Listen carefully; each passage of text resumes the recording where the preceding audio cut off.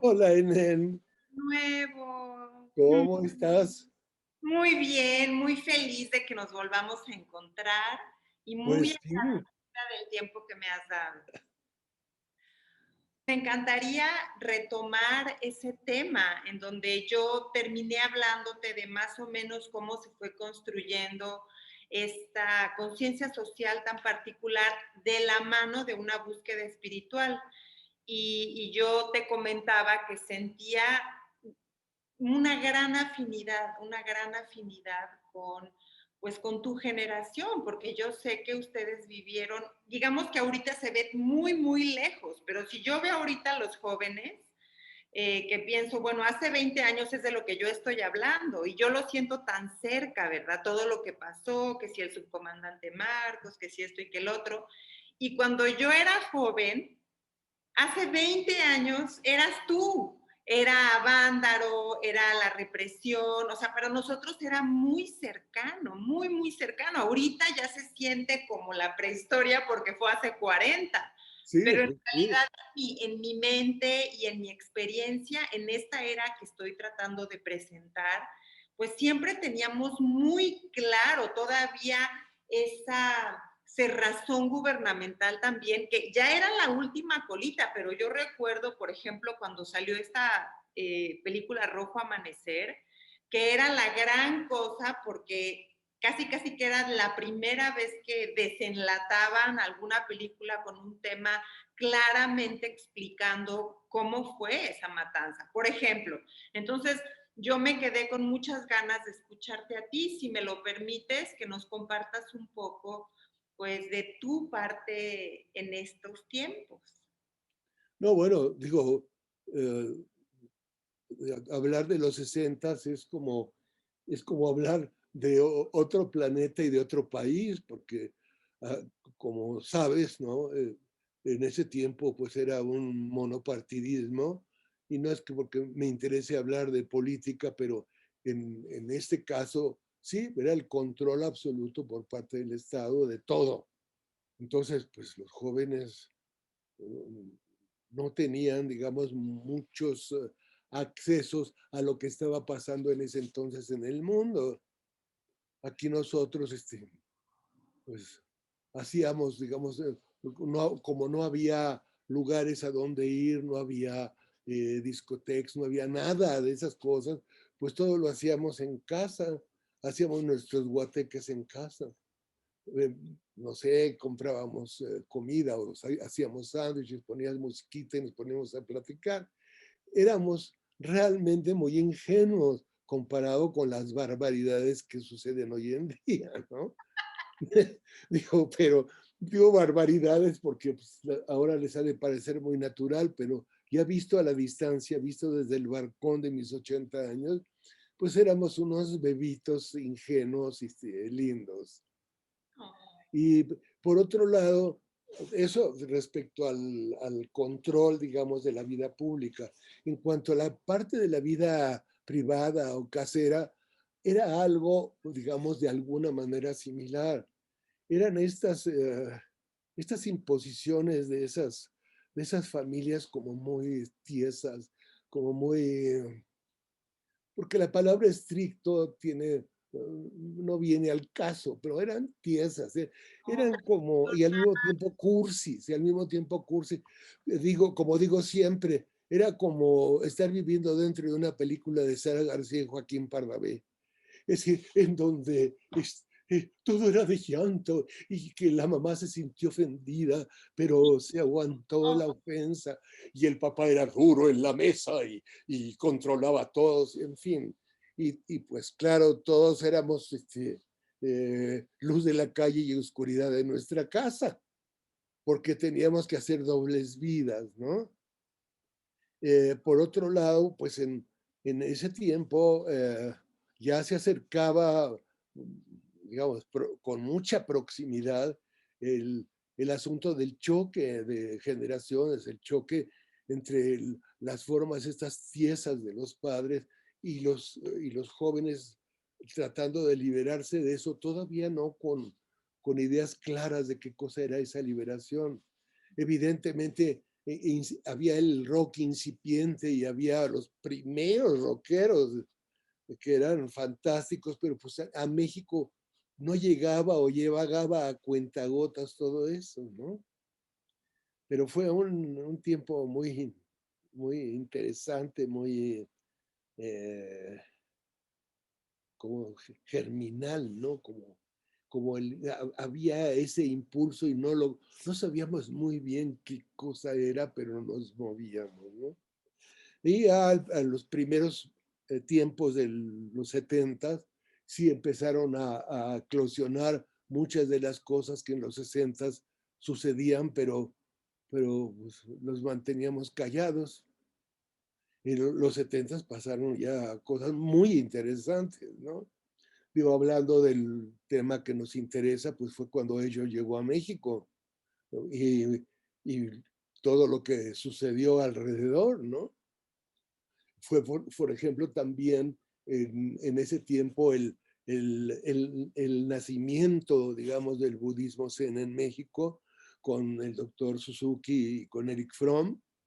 No sé si recuerdas aquellas sesiones, bueno, tú no las puedes recordar porque no lo viviste, pero después leíste el libro de Budismo Zen y Psicoanálisis. Está interesantísimo, ¿no?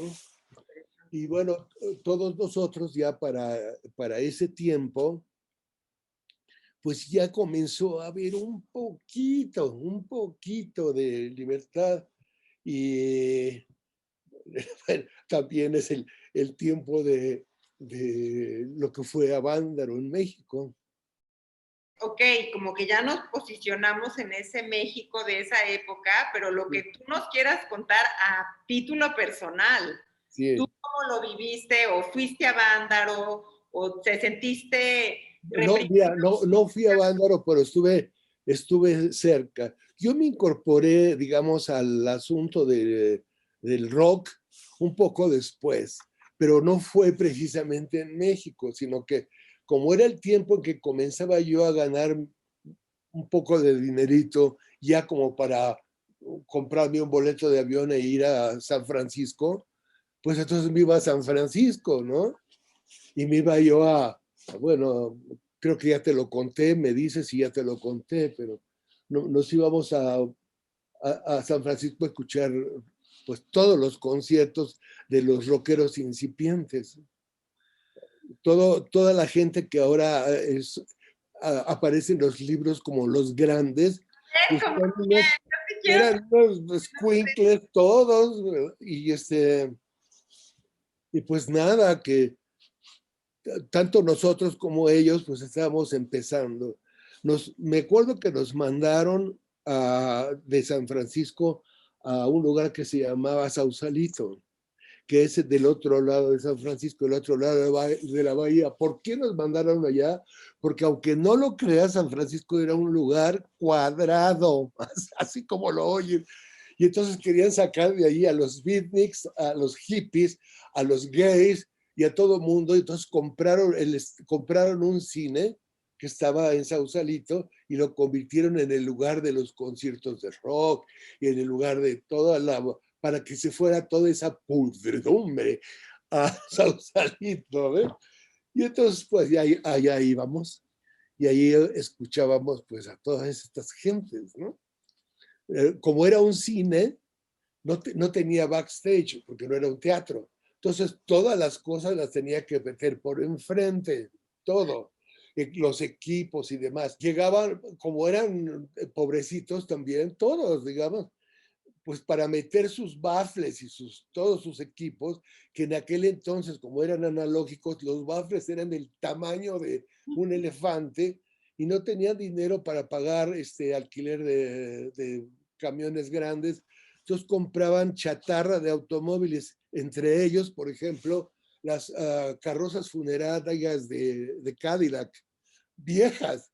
Y entonces ahí metían las cosas y llegaban al frente del teatro, a donde estábamos todos nosotros esperando, y nosotros les ayudábamos a bajar las cosas, los cables, los baffles, todo. Y ellos, gracias, gracias, gracias. Todos los grandes, ¿no? A Janis Joplin, Jimi Hendrix, Iron Butterflies, Frank Zappa, y al final ya los Doors.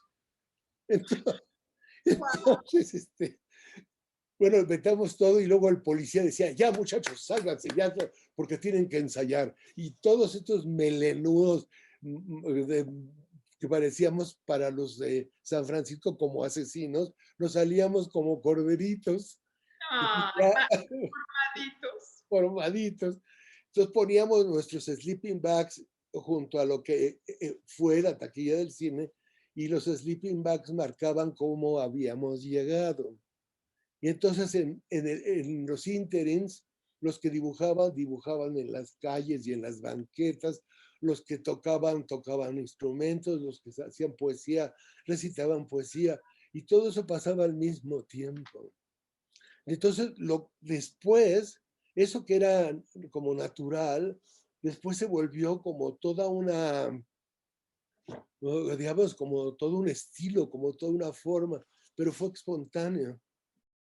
Seguro también tú sentías esa liberación de poder por lo menos probar esa libertad. Claro, pero allá en San Francisco justamente sucedía como lo que sucedía en México, pero había el espacio de los cuadrados, que era la ciudad, y el espacio de la liberación era como el séptimo círculo de Dante, porque ahí estábamos todos los podridos, pues todos revueltos, cada quien hacía lo que le gustaba y demás, ¿no? Y entonces no había problema. Entonces Estaban en la periferia. yo iba porque podía hacer cosas que en México no podía, ¿me entiendes? En todo sentido, Todo sentido. en todo sentido. Maravilla. Entonces era una especie de ansia de regresar a San Francisco. Claro, pero por otro lado, por eso te volviste este ser humano increíble en México, haciendo cosas que nadie se había atrevido a hacer. Por ejemplo, ser este máster de té tan maravilloso, porque tú pudiste ver en esa juventud que había tanto en este mundo, tanto que podías hacer con tu vida. Pero digo, lo que pasa es que, por ejemplo, yo debo ser como un gato de 21 vidas, porque en aquel entonces mi búsqueda era siempre de cosas que hoy en día podría pensar la gente en que eran estrafalarias. ¿Por qué? Porque ninguna correspondía al establishment. Por ejemplo, una cosa que me fascinaba era la halconería, el entrenamiento de aves de presa. Y entonces me venía yo todas las mañanas de México a Ajusco para entrenar mis águilas. Y acabé viviendo en Ajusco, que es lo que todavía vivo aquí, pero era porque por la fascinación de conectarme con la Edad Media, la fascinación de conectarme con seres de otras especies de seres que podrías pensar que era imposible tener una relación y sin embargo eran relaciones estrechísimas entre los halcones y los halconeros. Luego también posteriormente, digo, empecé a estudiar música y finalmente obtuve una beca del gobierno francés para irme a estudiar clavicémbalo a París. El clavecín, tú decías clavecín en México y no sabían si era un aparato para acupuntura o qué, porque la palabra clavecín no tenía sentido. Y yo les decía, es un piano, pero que en lugar de que golpee las teclas, las tañe, era un piano como guitarra, es como una guitarra, pero con teclas, decía yo, ¿no? Y lo mismo, en ese tiempo comenzamos a traer la música antigua a México, la música medieval, renacentista y barroca. Cuando regresé de París después de mis becas y esas cosas, empezamos a hacer conciertos fuera de las salas de conciertos. Empezamos a hacer conciertos por ejemplo, en los monasterios o en por ejemplo, en Churubusco, en el Museo de Churubusco hicimos los primeros conciertos de música antigua. Ay, no sabía, no sabes qué hermoso. Por si alguien que vea este video asistió a esos conciertos, qué suerte y ya pueden saber de dónde. Qué Pues, Era muy interesante. Esto ya lo hacían en Nueva York.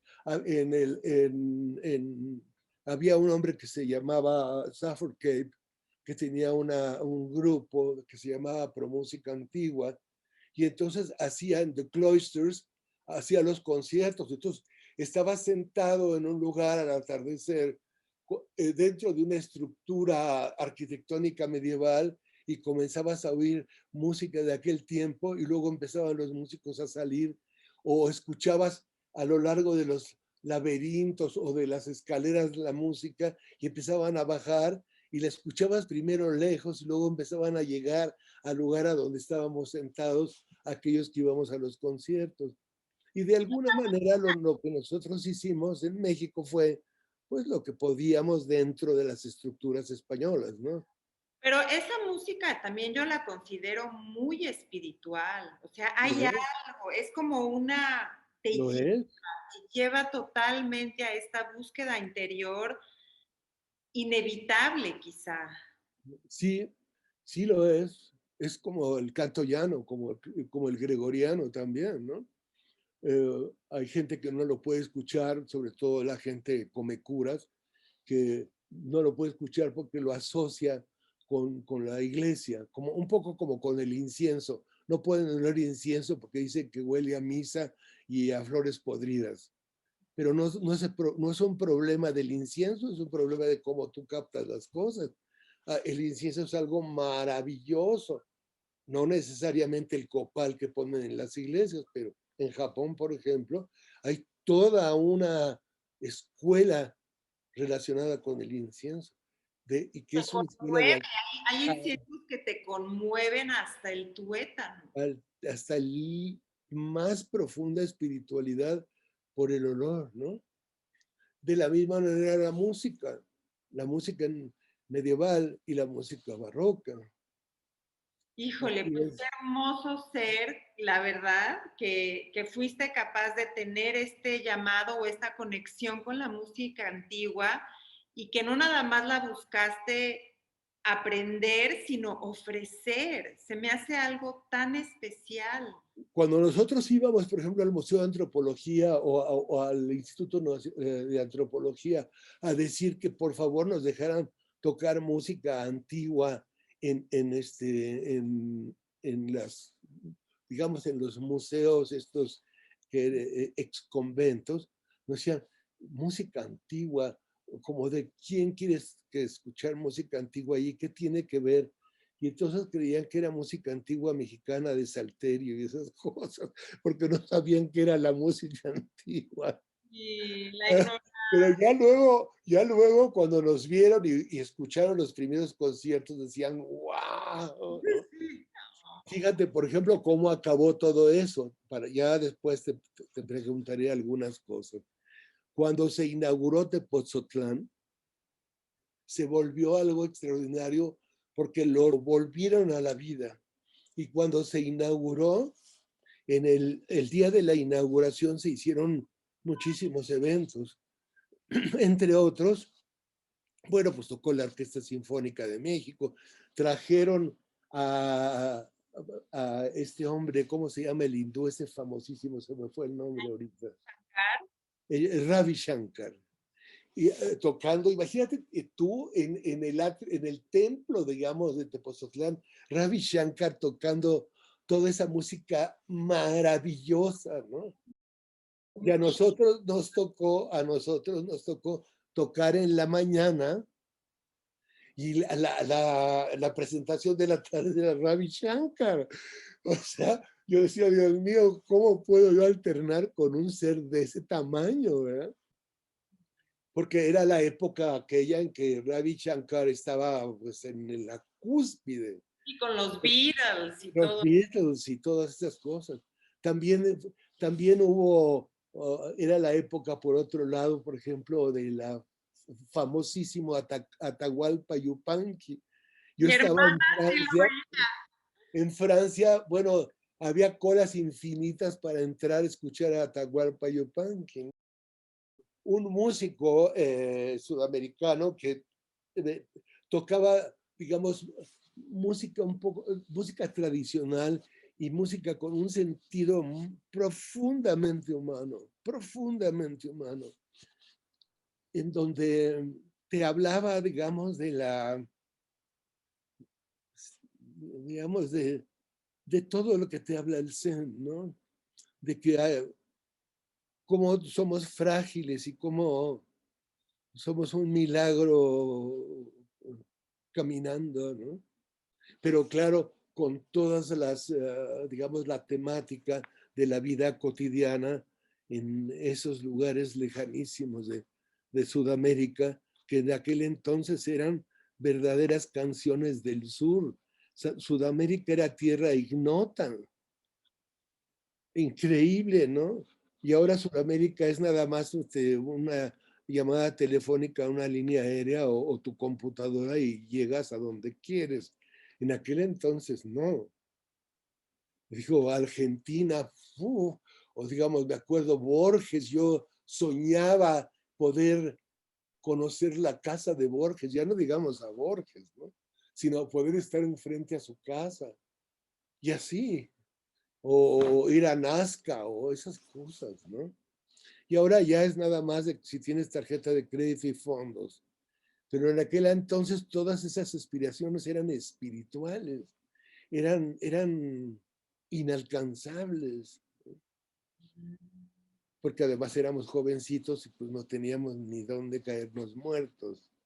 Ay, pero con eso que obtuviste, qué cosas más maravillosas pudiste crear. Y creo que al final eso es lo que nos da riqueza. Pues sí, Porque como te digo, todo se va entrelazando.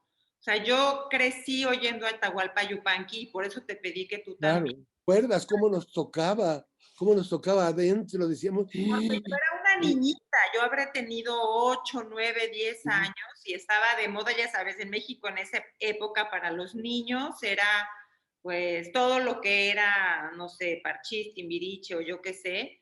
Y yo me acuerdo que era mi momento de agarrar el LP de Atahualpa y poner volar. Y yo decía, oh, y, o sea, wow, esto no es popular y sin embargo esto me llena de forma tan especial. sí, no, bueno, ¿Dónde o cómo es que llegó ese disco, porque eran discos de vinil, claro, pues eran los de la 16. infancia y de alguna manera se engarza?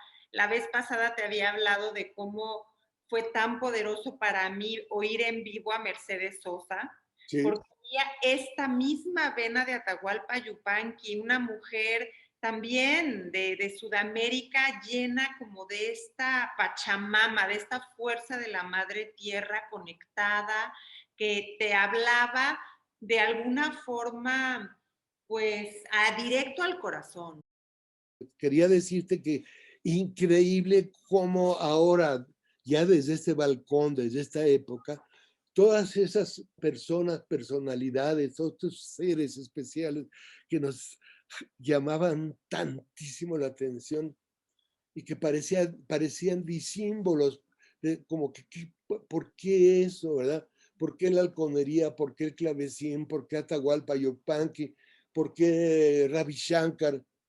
Pues, ¿sabes qué acaba y por qué la música medieval ahora me parece como cristalino y me doy cuenta de que eran las búsquedas todas relacionadas con el espíritu, relacionadas con la razón de ser, relacionadas con el buscar los porqués más allá de la parte intelectual o de Totalmente. la parte impositiva, como era, vuelta al principio, toda la parte de cómo manejaba el gobierno, el PRI y todos esos horrores al país, y cómo las familias estas todas tiesas manejaban a sus hijos. Todo era como en un carril, en un cauce, como toriles de vacas de rastro. Y entonces nosotros necesitábamos sentir que había afuera de la ventana sol y mucha vida, pero vida profunda. Y por eso teníamos como estos luceros que nos decían por aquí. Sí, si ahora los vemos como en este momento, vemos que hay una conexión absoluta. nada más en diferentes culturas, pero lo mismo. Claro, claro. Digo, en los 60, los 70, obviamente eran tiempos en los que iba a existir tecnología o teléfonos inteligentes, no hay nada de eso. Nosotros lo que buscábamos, lo teníamos que buscar, es decir, ir con nuestro cuerpo hacia donde lo que queríamos encontrar. Hoy es al revés, o sea, hoy no te mueves de un punto y estás absorto en cosas ya predigeridas. Y Hiper. entonces lo que sucede es que, como te dijera, suena como a un comentario de viejo en una época diferente al tiempo en el cual yo tuve juventud, pero no es el sentido. Digo, los jóvenes de hoy debe costarles un trabajo terriblemente grande entrar en sus insights, porque todo es dado, todo buscan cosas resueltas, pero nunca hay un acercamiento, una aproximación a los insights profundos. Nunca hay preguntas propias hacia sí mismo. Si hay una pregunta, sacan el celular para ver qué les dice, en lugar de buscar adentro de sí mismos en el silencio. Qué Es como belleza. si Buda se hubiera retirado ahí al árbol del Bodhi y que se pusiera a meditar y que cuando se preguntara cosas sacara el móvil, el celular, pues no habría Buda, ¿no?